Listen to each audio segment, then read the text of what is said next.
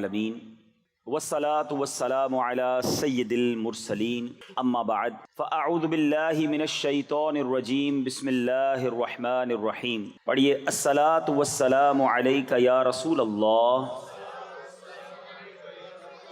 وعلی آلک واصحابک یا حبیب اللہ. الصلاة والسلام علیک یا نبی اللہ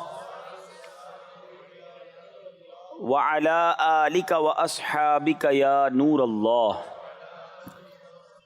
ماہ رمضان رحمتوں کی کان، مغفرت کا پیغام ہمارے درمیان ہے. روزہ جب انسان رکھتا ہے تو کچھ نڈھال محسوس کرتا ہے، خاص طور پر جب افطار کا وقت آتا ہے تو پیاس سے زبان سوکھتی ہے، اور بعض اوقات بندہ کبھی کبھی تھوڑی دیر بعد گھڑی دیکھتا ہے کہ اب کتنی دیر باقی ہے کہ جب میں کھاؤں گا، جب میں پی سکوں گا. یہاں 2-3 باتیں بڑی لطیف ہیں، بڑی خوبصورت ہیں. پہلی بات تو یہ کہ اس میں جو بندگی ہے نا، جو اللہ سے محبت نظر آتی ہے کہ سامنے پانی موجود ہے، کھانا بھی موجود ہے، مگر میرے رب کا حکم ابھی تک نہیں ہوا ہے، ابھی افطار کا وقت نہیں ہوا ہے. اس سے انسان کی اللہ سے محبت چھلکتی ہے کہ بندہ اللہ کو راضی کرنے کے لیے کھانے سے بھی رک گیا، پینے سے بھی رک گیا، اپنی خواہشات سے بھی رک گیا. اور روزے کے فضائل کتنے ہیں، یہ اتنا زبردست نیکی کا کام ہے. یہ پورا جسم سمجھ لیں عبادت کر رہا ہے. آپ کی پوری باڈی جو ہے نا وہ اس وقت عبادت میں مصروف ہے، کیونکہ باڈی کی جو نیڈ پوری ہوتی ہے وہ پانی سے ہوتی ہے، کھانے سے ہوتی ہے، اس سے آپ رکے ہوئے ہیں. تو گویا انسان کا پورا جسم اللہ کی عبادت میں مصروف ہے. بدقسمتی سے کئی لوگ ایسے اب سنتے ہیں کہ روزہ رکھنے میں سستی کرتے ہیں، تو وہ بھی سستی نہ کریں کہ روزے کے بارے میں سنیے کہ کیسے کیسے فضائل احادیث میں آئے. نبی پاک علیہ الصلوۃ والسلام فرماتے کہ بے شک جنت میں ایک دروازہ ہے جس کو ریان کہا جاتا ہے، اس سے قیامت کے دن صرف روزہ دار داخل ہوں گے اور کوئی داخل نہیں ہوگا. اسپیشل ڈور ہوگا جنت کا. آپ دیکھتے کبھی کبھی ایئرپورٹ پر جاتے ہیں یا کسی جگہ جاتے ہیں، ایک وی آئی پی گیٹ ہوتا ہے اور اس وی آئی پی گیٹ سے لوگ داخل ہوتے ہیں جو وی آئی پیز ہوتے ہیں. تو اے روزہ داروں تمہیں مبارک ہو کہ جنت میں وہ دروازہ ہوگا جس کو باب الریان کہا جاتا ہے، اور اس سے روزہ دار جنت میں داخل ہوں گے. اور قیامت کے دن ایک اناؤنسمنٹ ہوگا، کہا جائے گا روزے دار کہاں ہیں؟ وہ لوگ کھڑے ہوں گے، ان کے علاوہ کوئی اس دروازے سے داخل نہ ہوگا. جب یہ داخل ہو جائیں گے نا تو جنت کا وہ ڈور، وہ دروازہ بند کر دیا جائے گا. اس دن ان لوگوں کو کتنی افسوس ہوگا، کتنی حسرت ہوگی جو رمضان کے روزے نہیں رکھتے ہوں گے. بلکہ ہمیں تو یہ چاہیے کہ صرف رمضان کے روزے نہیں، ہم اس کے بعد بھی نفلی روزوں کی بھی کوشش کیا کریں. ہر پیر کو روزہ رکھنا سنت ہے. اچھا ایک اور فائدہ دیکھیں، جو پورا سال کچھ نہ کچھ نفلی روزے رکھتا ہے نا، اس کو رمضان کے روزوں میں اتنی پرابلم نہیں ہوتی، کیونکہ وہ عادی ہوتا ہے. Suddenly all of the sudden پورا سال گزرنے کے بعد جو اچانک روزے رکھنا شروع کرتے ہیں ان کو زیادہ بعض اوقات روزہ جو ہے وہ فیل ہوتا ہے. بہرحال نبی پاک علیہ الصلوۃ والسلام کا ایک اور فرمان سنیں، اے روزہ داروں تمہیں مبارک ہو. میرے آقا فرماتے جس نے رمضان کا روزہ رکھا اور اس کی حدود کو پہچانا اور جس چیز سے بچنا چاہیے اس سے بچا، تو جو کچھ گناہ پہلے کر چکا ہے اس کا کفارہ ہو گیا. یعنی روزہ پچھلے گناہوں کا کفارہ ہے. روزے کی ایک اور شاندار فضیلت، نبی پاک فرماتے جس نے ایک دن کا روزہ رکھا، اللہ عز و جل کی رضا حاصل کرنے کے لیے اللہ عز و جل اسے جہنم سے اتنا دور کر دے گا جتنا ایک کوا جو بچپن سے اڑنا شروع کرے یہاں تک کہ بوڑھا ہو کر مر جائے. اچھا کوے کی عمر بتائی جاتی ہے کہ 500 سال ہوتی ہے. 500 سال تک پرندہ اڑے گا تو کتنا دور ہوگا؟ اللہ ایک روزہ رکھنے والے کو جہنم سے اتنا دور کر دے گا.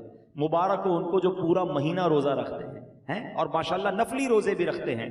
ایک اور خوبصورت بات، میرے آقا علیہ الصلوۃ والسلام فرماتے ہیں ہر شے کے لیے زکوٰۃ ہے، اور جسم کی زکوٰۃ روزہ ہے، اور روزہ آدھا صبر ہے. اللہ اکبر. یعنی آپ کی باڈی کی زکوٰۃ ادا ہو رہی ہے کہ جب آپ رمضان میں روزے رکھ رہے ہیں. ماشاءاللہ. تو ہمیں روزے کی پابندی کرنی چاہیے. ایک اور حدیث سن لے، پھر میں انشاءاللہ روزے کے کچھ احکام بیان کرتا ہوں. اور یہ بڑی کمال کی حدیث ہے.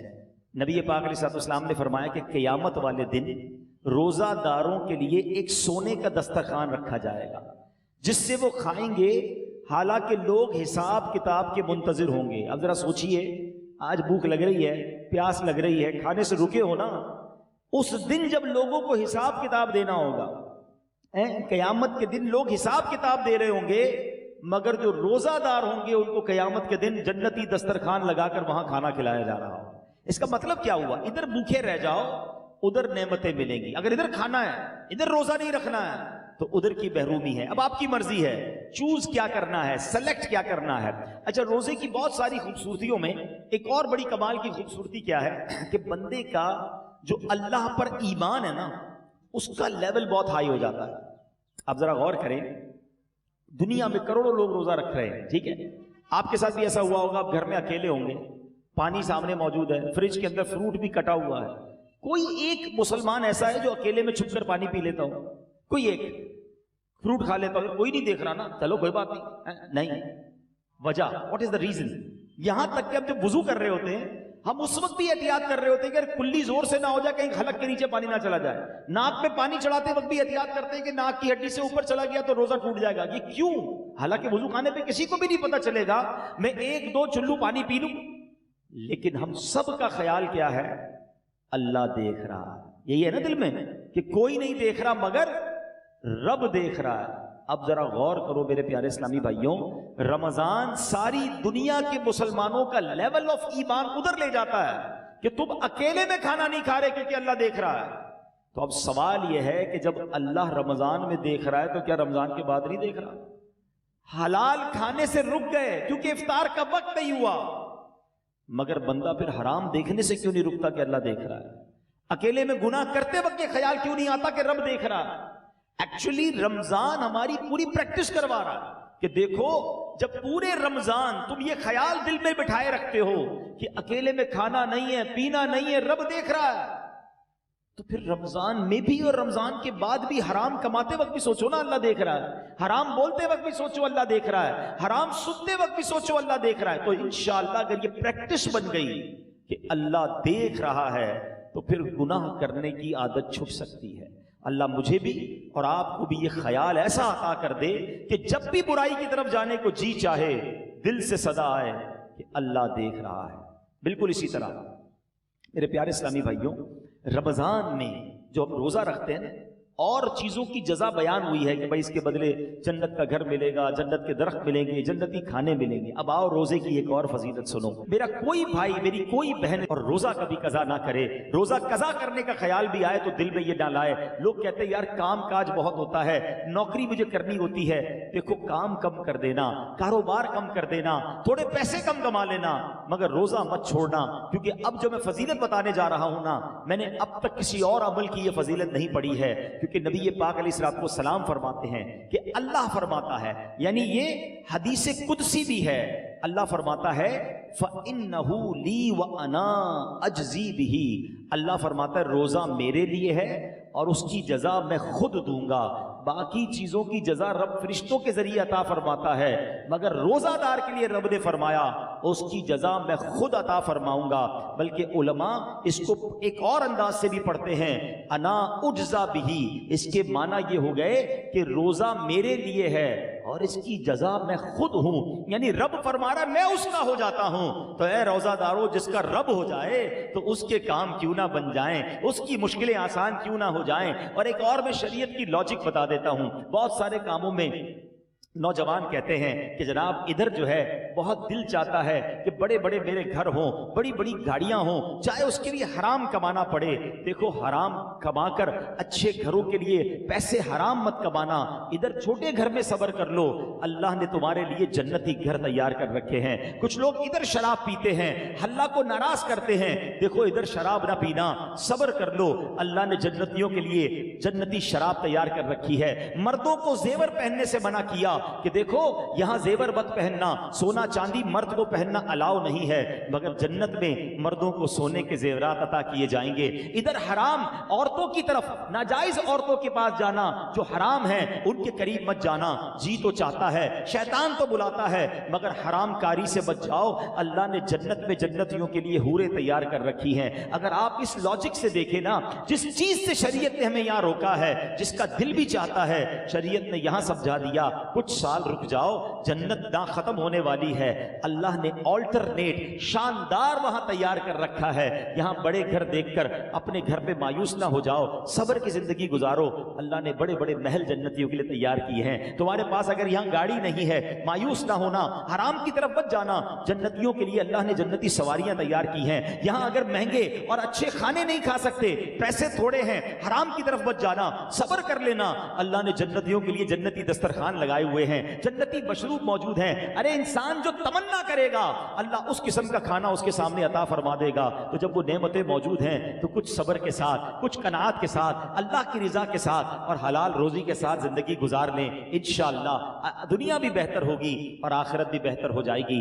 اب میں چاہوں گا کہ بیان میں کچھ روزے کے اہم مسائل بھی ہم سن لیں، بعض اوقات کچھ روزہ داروں کو کنفیوژن ہوتی ہے۔ سب سے پہلے تو یہ سمجھ لیں کہ افطار اور سحری کا ٹائم جو بھی آخری ٹائم ہے، جو کراچی میں ہے یا باہر مجھے سن رہے ہیں، ہمیشہ یاد رکھیں اذان کا انتظار نہیں کرنا، اذان نماز کے لیے ہوتی ہے، سحری بند کرنے کے لیے نہیں ہوتی ہے، ٹھیک ہے نا؟ ہو سکتا ہے مؤذن صاحب 5 منٹ لیٹ ہو جائیں، کبھی ان کی جناب اچھا کچھ لوگ کہتے ہیں اذان ہوگی تو روزہ بند کریں گے، اور اگر آپ کے علاقے میں لائٹ ہی چلی گئی اور مائک ہی بند ہو گیا مسجد کا، پھر کیا کریں گے؟ روزہ بند نہیں کریں گے۔ تو اذان جو ہے وہ روزہ بند کرنے کے لیے، افطار کے لیے نہیں ہوتی، وہ نماز کے لیے ہوتی ہے۔ روزے کا تعلق ٹائمنگ سے ہے، وقت سحر یعنی فجر کا وقت شروع ہوا، جیسے ہی شروع ہوا اب آپ کھا پی نہیں سکتے، 1 سیکنڈ بھی آپ نے زیادہ کھا لیا تو اب پورا دن آپ بے شک بھوکے رہیں، روزہ نہیں ہوگا، آپ کا روزہ شروع ہی نہیں ہوا۔ تو بیسٹ طریقہ کیا ہے؟ اپنی گھڑی کا ٹائم سیٹ رکھیں۔ اب تو موبائل فون آ گئے ہیں، جو انٹرنیٹ والے موبائل ہوتے ہیں اس میں بھی موبائل ٹائم بڑا پرفیکٹ پتہ چل رہا ہوتا ہے۔ 5 منٹ پہلے، کوئی لازم تھوڑی ہے کہ آخری منٹ تک کھانا پینا ہے، 5 منٹ پہلے آپ کھانا پینا بند کر دیں، ٹوتھ پیسٹ وغیرہ کرنا ہے تو بھی کر لیں، اور اپنے تمام معاملات سے فارغ ہو جائیں، درود پاک پڑھیں، تاکہ آپ فرض روزہ ہے نا، اگلے 15 گھنٹے بھوکا رہنے کے لیے تیار ہیں تو 5 منٹ زیادہ بھوکا رہ جائے نا بھائی، 5 منٹ 10 منٹ پہلے فارغ ہو جائیں سحری سے۔ بالکل اسی طرح افطار میں بھی آپ نے کرنا یہ ہے کہ افطار میں آپ نے گھڑی دیکھ کر افطار کرنا ہے، ٹائم دیکھ کر افطار کرنا ہے، 1-8 منٹ اوپر ہو جائے خیر ہے، پہلے افطار نہ ہو جائے۔ بعض اوقات ہوتا ہے لوگوں کی گھڑی ٹائم پہ نہیں ہوتی، 5 منٹ پہلے افطار کر لیتے ہیں، آپ کو پتا ہونا چاہیے کہ ٹائم ہوا کہ نہیں۔ اور بالکل اسی طرح اذان مغرب کی نماز کے لیے ہوتی ہے، افطار کے لیے نہیں ہوتی۔ اس میں بعض اوقات 2 گڑبڑ ہو جاتی ہیں، ایک ہی ہو جاتی ہے کہ کبھی مؤذن صاحب سے بھی غلطی لگ سکتی ہے، جلدی اذان دے دی، آپ نے اذان سنی روزہ کھول لیا تو آپ کا روزہ چلا گیا۔ آپ ٹائم دیکھیں ٹائم ہوا ہے کہ نہیں، اور مؤذن صاحب خود اپنا افطار کرنے میں لگے ہوئے ہیں اور وہ 5 منٹ بعد اذان دے رہے ہیں اور آپ انتظار کر رہے ہیں اذان کا، تو یہ بھی درست نہیں، کیونکہ افطار کو تاخیر بھی نہیں کرنی چاہیے۔ تو پہلی بات تو یہ سمجھ لیں کہ ٹائم ٹیبل کے ساتھ روزہ ہے۔ یہاں ایک اور خوبصورت بات کہوں کہ لوگ آج کل بڑی مثالیں دیتے ہیں دوسرے ملکوں والوں کی، غیر مسلموں کی، یار وہاں بڑی ٹائم مینجمنٹ ہے جناب، بڑا ٹائم سے معاملات چلتے ہیں، ان کے جہاز بھی ٹائم پہ، ان کی ٹرینیں بھی ٹائم پہ، لوگ آتے بھی وقت پر ہیں۔ مجھے بتاؤ پوری دنیا میں ایک مذہب بتا دو کہ جو اتنا ٹائم مینجمنٹ کا درس دیتا ہو۔ ارے ہماری تو ساری عبادتیں ٹائم کے ساتھ ہیں، وقت سے 1 منٹ پہلے آپ کو سحری بند کرنی ہے تو روزہ ہوگا، وقت گزرنے کے بعد 1 منٹ اوپر چلا گیا روزہ ہی شروع نہیں ہوگا، افطار گھڑی کے مطابق کرنا ہے۔ بالکل ساری دنیا کے مسلمان ٹائم پہ افطار کرتے ہیں، ہماری ساری اذانیں، مسجد کا ٹائم ٹیبل دیکھیں، آپ کی ٹرین لیٹ ہو سکتی ہے، جہاز لیٹ ہو سکتا ہے، ہم نے دیکھا سردی ہو، گرمی ہو، بارش ہو، آندھی ہو، طوفان ہو، دنیا بھر کی مسجدوں میں وقت پہ اذان ہوتی ہے، وقت پہ جماعت ہوتی ہے، لاکھوں مسجدوں میں۔ کیسی شاندار ٹائم مینجمنٹ ہے، اسلام کی کتنی عبادتیں ٹائم کے ساتھ ہیں۔ ارے جناب ہم حج پہ جائیں تو کب عرفات میں رہنا ہے، کب عرفات سے نکلنا ہے، کب پہلے نہیں نکلنا ہے، کب مزدلفہ پہنچنا ہے، کب مینا پہنچنا ہے، کون سے دن طواف زیارت کے ہیں، each and everything going with time. اسلام جتنا ٹائم مینجمنٹ سکھاتا ہے نا، اتنا دنیا کا کوئی مذہب نہیں سکھاتا۔ ہاں یہ ضرور کہہ سکتے ہیں کہ ٹائم مینجمنٹ اسلام میں ضرور ہے، مسلمان اس سے سیکھتے نہیں ہیں، تو ہمیں دوسروں کی مثالیں دینے کی کیا ضرورت ہے؟ ہمارا دین ہمیں شاندار ٹائم مینجمنٹ سکھاتا ہے۔ اچھا انجیکشن، روزے میں اگر کسی کو خون دینا ہے، جب آپ خون دیں گے تو آپ کا وضو ٹوٹے گا، لیکن اگر آپ انجیکشن لگواتے ہیں اس سے روزہ نہیں ٹوٹے گا. ٹھیک ہے, کان میں اگر کوئی ڈراپ ڈالتا ہے, اگر اس کا کان کا پردہ پھٹا ہوا نہیں ہے تو بھی اس سے روزہ نہیں ٹوٹے گا. ہاں, آنکھ میں اگر کوئی ڈراپ ڈالتا ہے تو اس سے علماء فرماتے ہیں روزہ ٹوٹ جائے گا. تو ہمیں روزے کے بارے میں یہ معلومات بھی ہونی چاہیے. بعض اوقات لوگ جو ہے احتیاط نہیں کرتے اور وہ احتیاط نہ کرنے کی وجہ سے ان کا روزہ ٹوٹ جاتا ہے. جب یہ فرض ہے تو اس کے احکام سیکھنا بھی ضروری ہے, اس کی احتیاطیں سیکھنا بھی ضروری ہے. تو بہرحال میرے پیارے اسلامی بھائیوں, افطار کے وقت ایک اور کام کرنے والا ہے جو نارملی ہمارے یہاں نہیں ہوتا, کیونکہ روزانہ افطار کے وقت 10 لاکھ گناہگار جہنم سے آزاد کیے جاتے ہیں. روزانہ یہ اتنا مبارک مہینہ ہے, اس میں روزانہ افطار کے وقت 10 لاکھ گناہگار آزاد جہنم سے کیے جاتے ہیں. اور جب جمعرات کی رات آتی ہے اور جمعے کا دن آتا ہے تو فرمایا ہر لمحے 10 لاکھ گناہگار جہنم سے آزاد کیے جاتے ہیں. اب آپ سوچیں کہ افطار کے وقت ہماری کیا کیفیت ہونی چاہیے. ہمارے گھروں میں تو ایک ہنگامہ مچا ہوتا ہے, شربت کدھر ہے تو پکوڑے کدھر ہے تو فلاں چیز نہیں آئی.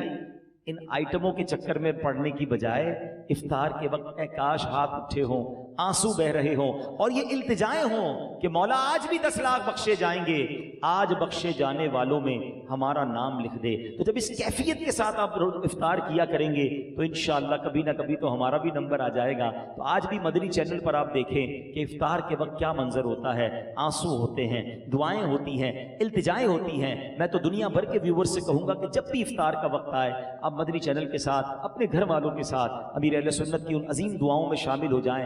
نہ جانے کس کی آمین کے صدقے ہمارا بھی بیڑا پار ہو جائے. تو ہمیں افطار کا وقت جو ہے یہ بڑا مبارک وقت ہے, یہ دعاؤں کی قبولیت کا وقت ہے. پھر رمضان کی راتیں, رمضان کی راتیں کتنی مبارک ہیں آپ کو پتہ ہے. سارا سال میں اور آپ اللہ سے دعا کرتے ہیں نا, یا اللہ میری پکار سن لے, میری توبہ قبول کر لے, میری مغفرت فرما دے, میرا فلاں کام فرما دے. ہم اللہ سے دعا کر رہے ہیں. آپ کو پتہ ہے رمضان کی راتوں میں کیا ہوتا ہے, رحمت کے فرشتے یہ آواز لگاتے ہیں, ہے کوئی مانگنے والا کہ اس کی توبہ قبول کی جائے, ہے کوئی توبہ کرنے والا کہ اس کی توبہ قبول کی جائے, ہے کوئی سوالی کہ اس کا سوال پورا کیا جائے. یعنی رمضان میں ادھر سے آفر ہے کہ مانگ لو میں دے رہا ہوں, مغفرت چاہیے تو میں مغفرت دے رہا ہوں, توبہ کرنی تو میں توبہ قبول کر رہا ہوں. مگر آپ دیکھیں کہ آج ہماری راتیں کہاں خرچ ہو رہی ہیں. بہت بڑی تعداد میں لوگ کھانے پینے, گھومنے پھرنے, کرکٹ میچز, پتہ نہیں کیا کیا کر رہے ہیں رمضان میں. ارے اللہ کے بندو, یہ راتیں عبادت کی ہیں, یہ راتیں دعائیں کی ہیں, یہ مانگنے کی ساری زندگی پڑی ہے کھانے پینے کی. تو خدا را رمضان کی راتوں کو ضائع نہ کریں. اور اب میں آخری بات اپنے بیان کی کر لوں جو میں سمجھتا ہوں میرے بیان کی سب سے اہم بات ہے. وہ کیا ہے, یہ اب تک تو میں نے رمضان میں عبادت نیکیاں کرنے کے بارے میں بات کی نا, یہ تو چلے تھوڑی بہت لوگ کر ہی رہے ہیں یا کرتے ہیں, مگر رمضان میں گناہ نہیں کرنا ہے, اس کی طرف توجہ کم لوگوں کی ہے. کیوں؟ دیکھیں رمضان میں گناہ کی پکڑ بھی زیادہ ہے, رمضان میں گناہ کا عذاب بھی زیادہ ہے, مار بھی زیادہ پڑے گی. کیوں بھائی؟ مسجد کے باہر کوئی گناہ کرے گناہ ہے, لیکن کوئی مسجد کے اندر آ کر گناہ کرے تو بڑا شدید گناہ ہے. کوئی اللہ کا گھر میں جا کر گناہ کرے گا تو اللہ کی غضب کو دعوت دے گا نا. مکہ شریف میں جا کر کوئی ایک نیکی کرے, حدود حرم میں تو ایک نیکی 1 لاکھ نیکی کے برابر, مگر وہاں کوئی گناہ کرے تو 1 لاکھ گناہ کے برابر. اس کی وجہ کیا ہے؟ اتنے مقدس جگہ پر آئے ہو جہاں ساری دنیا عبادت کر رہے, تم ادھر بھی گناہ کر رہے ہو. بالکل اسی طرح رمضان بڑا مقدس مہینہ ہے, جو رمضان میں گناہ کرے گا, احادیث میں یہ مضمون ملتا ہے کہ جو ایک گناہ رمضان میں کرے اس کے 1 سال کے اعمال برباد کر دیے جائیں گے. ہمارے ہاتھ میں موبائل ہوتا ہے, موبائل کھولا پتہ نہیں کیا دیکھ رہے ہیں, کیا سن رہے ہیں. خدا را اپنی زبان پر, اپنی آنکھوں پر, اپنے کانوں پر ہمیں قابو رکھنا ہے. یہ صرف کھانے پینے سے رکنے کا نام روزہ نہیں ہے. آنکھوں کا روزہ یہ بندہ حرام نہ دیکھے, زبان کا روزہ یہ بندہ حرام نہ بولے, پیٹ کا روزہ یہ بندہ حرام نہ کھائے. ادھر جناب بھوکے پیاسے تو ہیں, باقی سارے گناہ ہو رہے ہیں.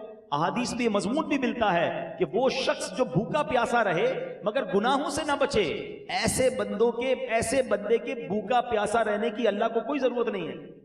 تو کچھ لوگ رمضان میں فلمیں دیکھتے ہیں, ڈرامے دیکھتے ہیں, ٹائم پاس کر رہا ہوں یار, موبائل پہ گیمیں کھیل رہے ہیں. فضول کام نہ کریں نا. یہ پتہ نہیں اگلا رمضان ہمیں ملے نہ ملے. تلاوت کریں, ذکر و اذکار کریں, عبادت کریں, اور اس رمضان میں میں نے اور آپ نے مغفرت حاصل کرنی ہے. یہ بات یاد رکھیے گا.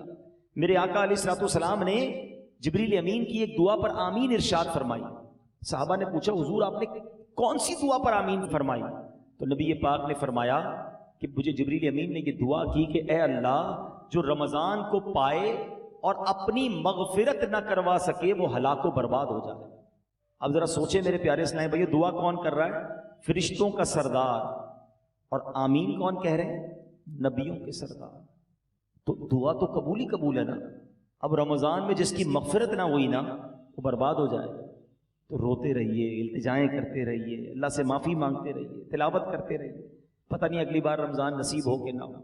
جن کو اللہ نے نوازا ہے غریبوں کی مدد کیجیے، سحر و افطار میں خرچ کیجیے، اپنی زکوٰۃ پوری دیجیے اور اللہ کی راہ میں اور خرچ کیجیے تاکہ غریب مسلمانوں کا بھی بھلا ہو جائے۔ اللہ کریم سے میں دعا کرتا ہوں کہ رب کریم ہم سب کو ماہ رمضان کی برکت عطا فرمائے، روزے اس کی روح کے مطابق رکھنے کی توفیق عطا فرمائے۔ اب تک جتنے روزے رکھے اللہ اس کو اپنے دربار میں قبول فرمائے، اور آگے بھی ہمیں پابندی سے پورے روزے رکھنا صحت و عافیت کے ساتھ نصیب فرمائے۔